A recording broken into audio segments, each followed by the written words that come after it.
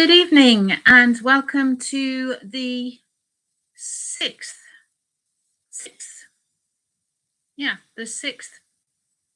reading in inverted commas tonight from Indie Author Week UK 2025 and Wine and a Book. And so I get to wish you your health and all of those sort of things and bottoms up. Yeah.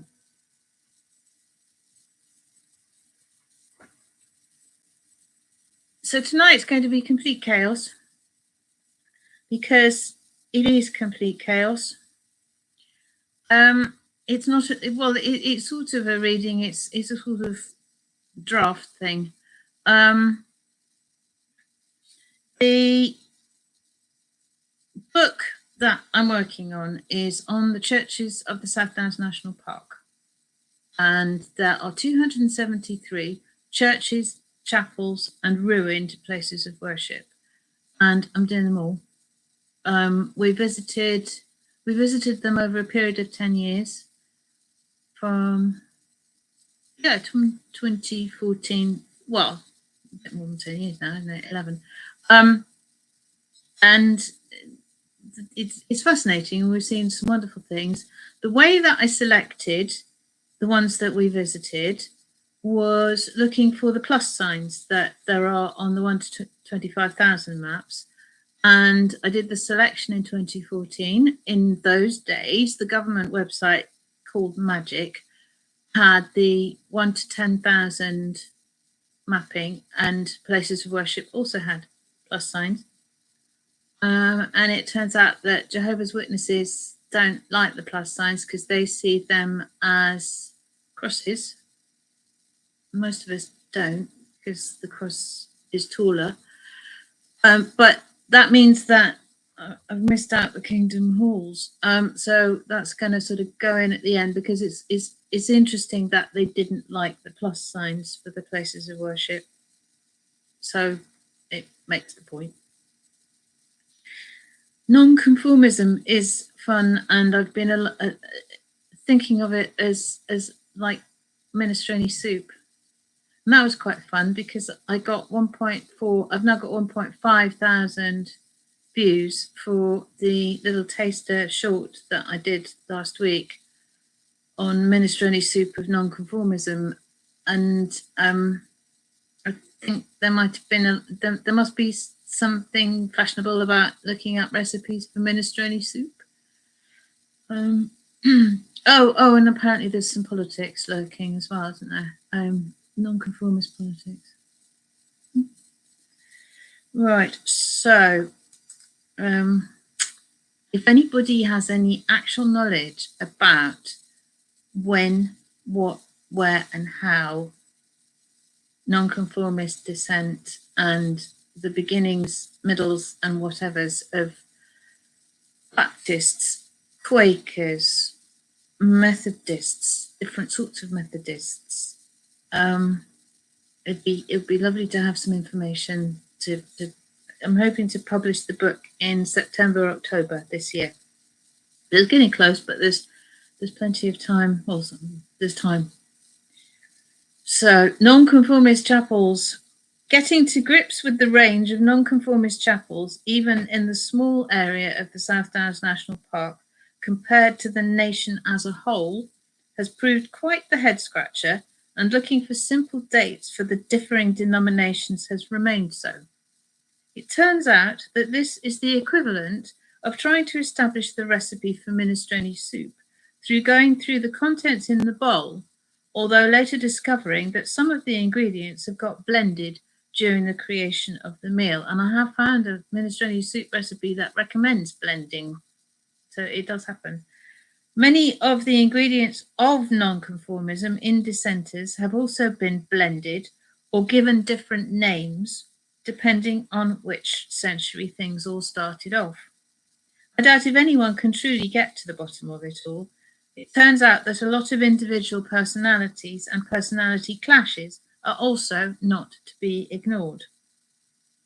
According to Google's AI, the first group to secede from the Church of England around 1650 were the Quakers, or originally known as the Religious Society of Friends. The preacher who inspired them was called George Fox.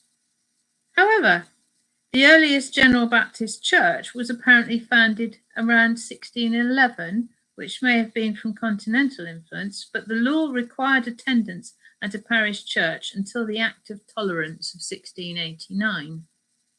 This was why people didn't marry outside their religious group without severe resistance.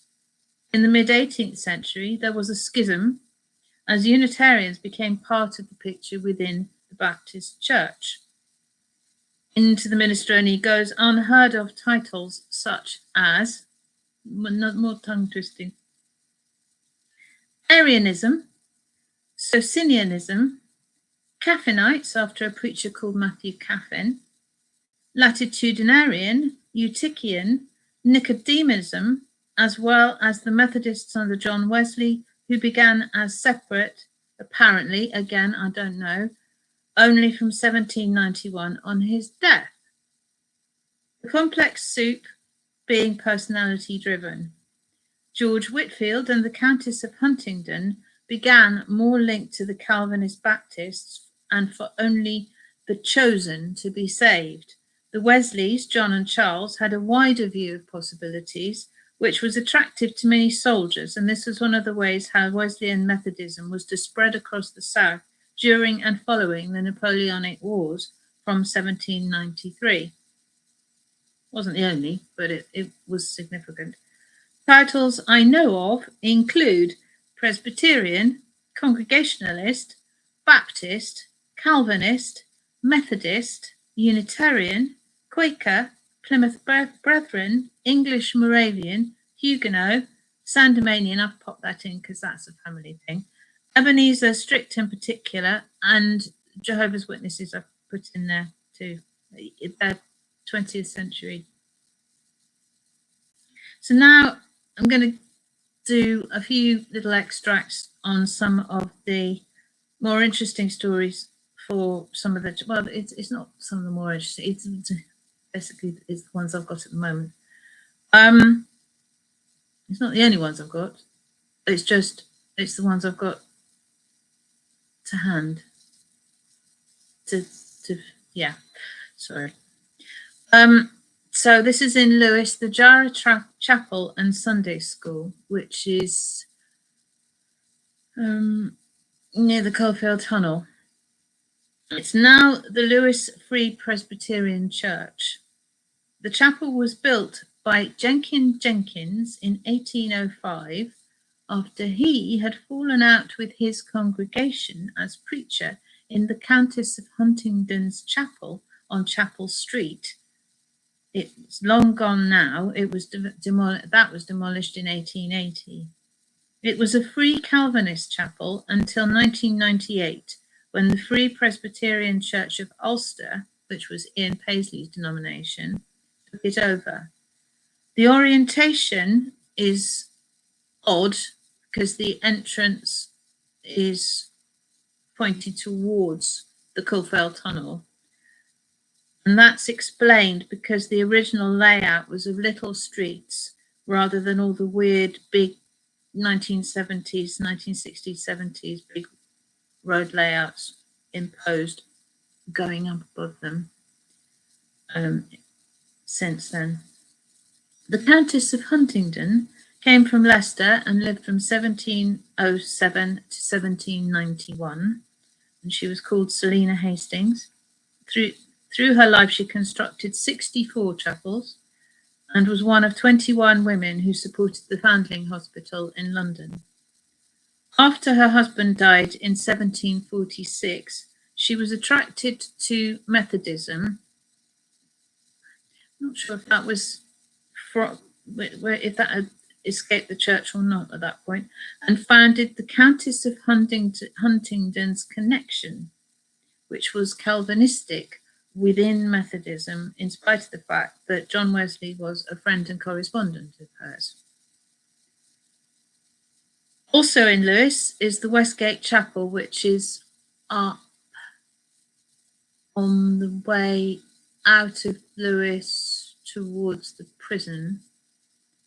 It's an independent Christian chapel, and it was turned from the house dates to 1583, built on the ancient Norman town wall. And in 1687, it was turned into an independent chapel that was registered in 1700. Previously, it had been a secret meeting place for Elizabethan non-conformists, and also during the Civil War, until the law changed in 1687 with the license for Westgate coming in 1700. Reverend Thomas Walker Horsfield, author of the History, Antiquities and Topography of Sussex in 1835, was the minister at Westgate from 1817 to 1827, when political uncomfortableness and financial problems meant he moved to Thornton. Tom Paine was also living in Bull House, which was next to the chapel, before he went off to America and have all his influence over there. He appears in the book under the St. Michael's Church, which is just down the road, and the one that he attended. Again, Lewes, Friends Meeting House, Quaker Meeting House. In 1784, the Lewes Quakers moved from where they had been for the previous 100 years, founded in 1655 with a visit from George Fox, the preacher that inspired it. This building is partly on top of the original burial ground. The previous building had been owned by a Thomas Snashfold, great name, and left to them, but it was next to a slaughterhouse, so hence the decision to move. There was also a cottage added adjoining it in 1801. The United Reformed Church in Alfriston was inspired by preaching from George Gilbert from Heathfield, who inspired dissenters at the Market Cross in Alfriston, and they opened their congregational chapel in 1801, which it remained until becoming a United Reformed Church in 1972, which was one attempt at dealing with all of the minestrone soup of things, but not all of them wanted to be part of the URC, so it closed as a regular church in 2009 and is just above the green and away from the River Cuckmere. Then the Old Meeting House and Unitarian and Free Church in Ditchling. It has a seating for 50, and I didn't put in the bit about the wonderful story to do with that, so that's a bit I've got to remember that. It was built for the Chatfields, and originally it was congregational, and then when Unitarianism became popular, the congregation decided to be Unitarian rather than congregational, and there was some Congregationalists that flounced off in a fit of pique and made themselves their own chapel up at Wivelsfield, which is, I think, still there. It's sort of tucked away, but it's outside the South Downs National Park, so I've not visited it. The chapel in Twyford is now United Reformed Church, and in the planned village of South Twyford, it's down a quiet side street with red brick and slate-clad Methodist. It was a Methodist chapel, and it sits unostentatiously amongst the surrounding houses and garages. The road, the Drove, is a historic route down to the River Itchen, and there is even the Itchen Navigation Canal. And the chapel in East Meon, or there's I think there were 3 chapels in East Meon. And East Meon will figure quite prominently on Sunday, when I'm going to be talking about the differing sorts of characters in the vicars and rectors, and the The rector in Eastmerean in the 1830s was really quite a shocker. So following the arrival of the shocker, that was the Reverend Thomas Cook Kemp to Eastmerean Church in 1826, there seems to have been a surge in dissent in Eastmerean. It was an era of dissent countrywide, so all blame cannot be laid at the notorious pluralists' door, but the timing of their beginnings is notable.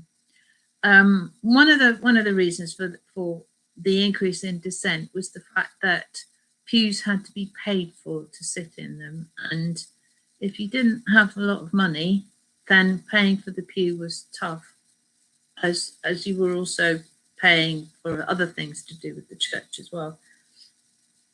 And this is where the chapels started to build up.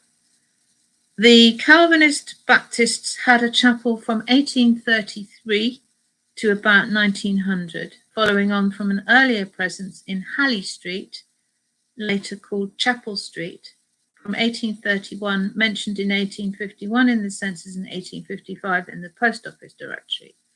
The Independent Chapel existed by 1855 until it became a church in 1864.